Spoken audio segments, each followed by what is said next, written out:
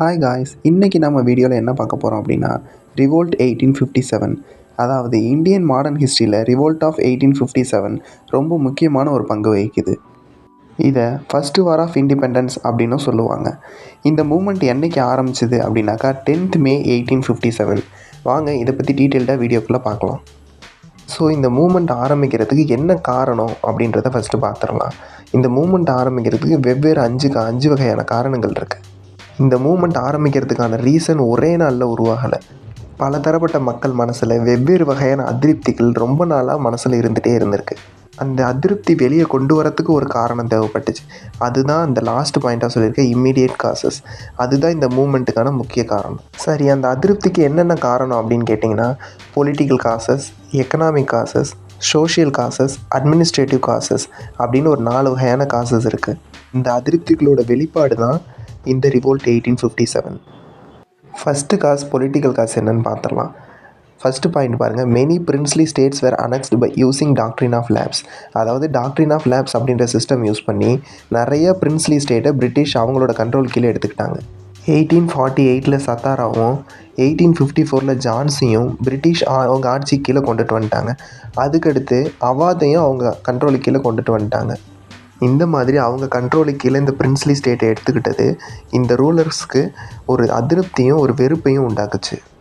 சிலர் பிரிட்டிஷ் கீழே சிப்பாய்ஸாகவே போய் ஜாயின் பண்ணுற சூழ்நிலை ஏற்பட்டுச்சு. அடுத்தது 2வது ரீசனான சோஷியல் காசஸ். சோஷியல் காசஸில் என்னென்ன வருது அப்படின்னா alien rule. Britishers never mixed with the Indian people and treated even the upper class Indian with contempt. Britishers நம்மளை ஒரு வேறு இனமாக தான் பார்த்தாங்க. அதாவது அப்பர் கிளாஸ் இந்தியன்ஸை கூட அவங்க ஒதுக்கி தான் வச்சுருந்தாங்க. ஸோ இது ஒரு காரணமாக இருந்துச்சு. அதுக்கு அடுத்தது இன்டர்ஃபரன்ஸ் இன் ரிலீஜியன். அவங்க நம்மளோட ரிலீஜியஸ் மேட்டரெல்லாம் தலையிட ஆரம்பித்தாங்க. அது குறிப்பாகவே இந்து அண்ட் முஸ்லீம்ஸுக்கு கோபத்தையும் அதிருப்தியும் அதிகப்படுத்துச்சு. அடுத்தது எக்கனாமிக் காசஸ்.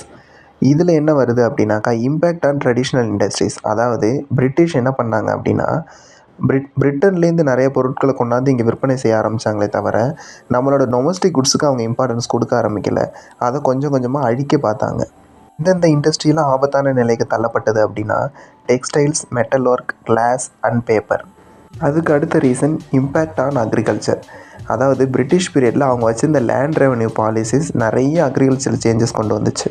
புது புது மணி லெண்டர்ஸ் உருவானாங்க. பழைய ஜமீன்தார்ஸ்லாம் ஒன்றும் இல்லாமல் போய் புது புது ஜமீன்தார்ஸ் உருவானாங்க. இதெல்லாம் நிறைய பேர் மனசில் அதிருப்தி ஏற்படுத்துச்சு. அடுத்ததாக பார்க்க போகிறது அட்மினிஸ்ட்ரேட்டிவ் காசஸ். இந்த அட்மினிஸ்ட்ரேட்டிவ் காசஸ்கள் என்னென்ன வருது அப்படின்னா டிஸ்கிரிமினேஷன் இன் த ஆர்மி. அதாவது பிரிட்டிஷ் சிப்பாய்ஸில் ஒரே பொசிஷனில் இருக்க பிரிட்டிஷ்காரங்களுக்கும் இந்தியன்காரங்களுக்கும் நிறைய டிஃப்ரென்ஸ் இருந்துச்சு. சேலரியில் வித்தியாசம் இருந்துச்சு, மெயின்டெனன்ஸ் பண்ணுறதுல வித்தியாசம் இருந்துச்சு, ரேங்க்ஸில் வித்தியாசம் இருந்துச்சு. இதெல்லாம் அங்கேருந்து சிப்பாய்ஸ்க்கு மத்தியில் பெரும் அதிருப்தி ஏற்படுத்தி இருந்துச்சு. அதே போல் சிவில் அட்மினிஸ்ட்ரேஷன்லேயும் இந்தியன்ஸுக்கு ஹையர் போஸ்ட் கொடுக்கறதுக்கு பிரிட்டிஷ் விருப்பப்படலை. அதுவும் இந்தியன்ஸை பெரும் மன உளைச்சலுக்கு உள்ளாக்குச்சு. சரிங்க, இவ்வளோ விஷயம் இருந்தாலும் இந்த புரட்சியாக வெடிக்கிறதுக்கு என்ன காரணம்? அதுக்கு ஒரு ஸ்பார்க் தேவைப்பட்டுச்சுல, அது என்ன அப்படின்னு பார்த்தோம் அப்படின்னா பிரிட்டிஷ் அந்த பீரியடில் ஒரு என்ஃபீல்டு ரைஃபிள் ஒன்று அறிமுகப்படுத்தினாங்க.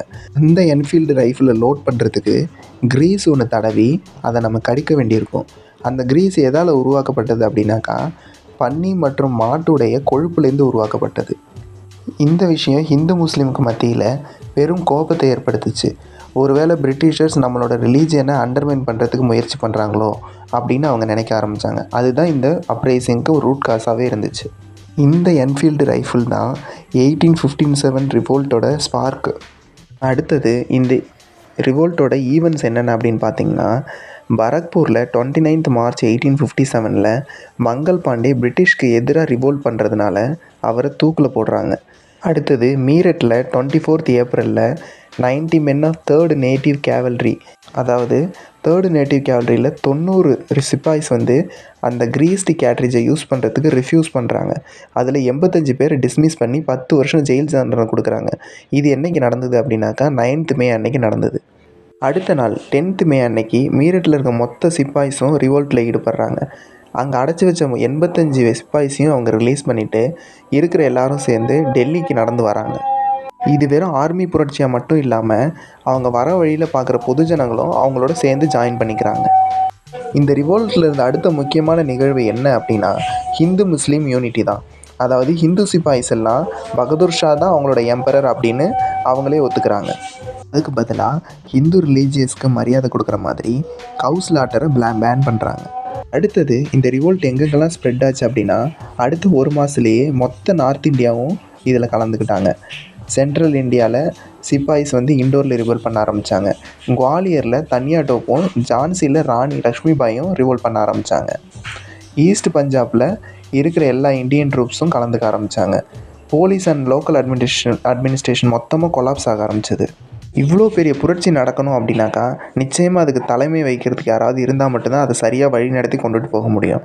இந்த புரட்சியை சரியாக வழிநடத்தி கொண்டுட்டு போனது யார் அப்படின்னா டெல்லியை பொறுத்த வரைக்கும் ஜென்ரல் பகத்கானும் அடுத்தது பகதூர் ஷாவும் தான். லக்னோவை வழி நடத்தினது பேகம் ஹஸ்ரத் மஹால், ஜான்சியை வழி நடத்தினது ராணி லக்ஷ்மிபாய், கான்பூரை வழி நடத்தினது நானா சாஹிப், பீகார் குன்வர் சிங், கான்பூர் தன்யா டோப். இவங்க தான் இந்த மொத்த ரிவோல்ட்டோட லீடர்ஸாகவே கருதப்பட்டாங்க. சரிங்க, இவ்வளோ பெரிய புரட்சி நடந்திருக்கு. இந்த புரட்சியோட எஃபெக்ட்ஸ் என்னென்ன அப்படின்னு பார்த்தீங்கன்னா கவர்மெண்ட் ட்ரெஷரி எல்லாம் எடுத்துட்டாங்க, கோர்ட் ஹவுசஸ்லாம் தீ வச்சுட்டாங்க, ப்ரிசன்ஸ் எல்லாம் திறந்து விட்டுட்டாங்க, டெலிகிராஃப் லைன்ஸ் எல்லாம் சிவியராக ஹார்ஷ் ஆகிடுச்சு, பீசன்ஸ்லாம் மணி லெண்டர்ஸை அட்டாக் பண்ண ஆரம்பித்தாங்க. அடுத்தது பழைய ஜமீன்தார்ஸ் எல்லாம் புதுசாக உருவான ஜமீன்தார்ஸை அட்டாக் பண்ண ஆரம்பித்தாங்க. இந்த சுச்சுவேஷனை யூஸ் பண்ணி கவர்மெண்ட் ஃபைல்ஸு, அக்கௌண்டிங் ரெக்கார்ட்ஸு இது எல்லாமே டிஸ்ட்ராய் பண்ணிட்டாங்க. அடுத்தது law courts, revenue officers, revenue records, police stations இது எல்லாத்தையுமே அட்டாக் பண்ண ஆரம்பித்தாங்க. சரி, இவ்வளோ பெரிய புரட்சி எதனால் ஃபெயிலியர் ஆச்சு அப்படின்னு பார்ப்போம். Lack of unified programme and ideology. அதாவது அவங்க அட்டாக் பண்ணி பிரிட்டிஷை வெளியே அனுப்பணும் அப்படின்றத முயற்சி பண்ணாங்களே தவிர அதில் வெற்றியும் அடைஞ்சாங்கன்னு கூட சொல்லலாம். ஆனால் அதுக்கப்புறம் என்ன பண்ணணும், ஃபார்வர்ட் லுக்கிங் எதுவுமே இல்லை. அடுத்து நம்ம என்ன பண்ண போகிறோம், எப்படி ஆட்சி அமைக்க போகிறோம், இதை பற்றி அவங்க யோசிக்கவே இல்லை. அதுக்கு அடுத்தது lack of unity among Indians. அதாவது சில சிப்பாய்ஸ் இண்டியன்ஸ் கூட சேர்ந்து ஃபைட் பண்ணாமல் அவங்க பிரிட்டிஷ் சைட்லேருந்து ஃபைட் பண்ண ஆரம்பித்தாங்க. சீக்கியர்களும் இந்த போராட்டத்தில் பங்கெடுத்துக்கவே இல்லை. எதனால் அப்படின்னா மறுபடியும் முகலாயர் ஆட்சி அமைகிறதுக்கு வாய்ப்பு இருக்கிற மாதிரி தெரிகிறதுனால அவங்க அதில் பங்கெடுத்துக்க விரும்பலை. எஜுகேட்டட் இண்டியன்ஸ் இந்த ரிவோல்ட்டுக்கு சப்போர்ட் பண்ணவே இல்லை. அவங்க இதை ஒரு பேக்வேர்ட் லுக்கிங்காக தான் பார்த்தாங்க. அதுக்கு அடுத்த மெயின் ரீசன் என்ன அப்படின்னா பிரிட்டிஷோட மிலிட்ரி சுப்பீரியாரிட்டி தான் இது காரணம். சரி, இந்த ரிவோல்ட்டோட கான்சிக்வன்சஸ் என்னென்ன, அதாவது விளைவுகள் என்னென்ன அப்படின்னு பார்த்துடலாம். Changes in military organisation. அதாவது number of European soldiers was increased.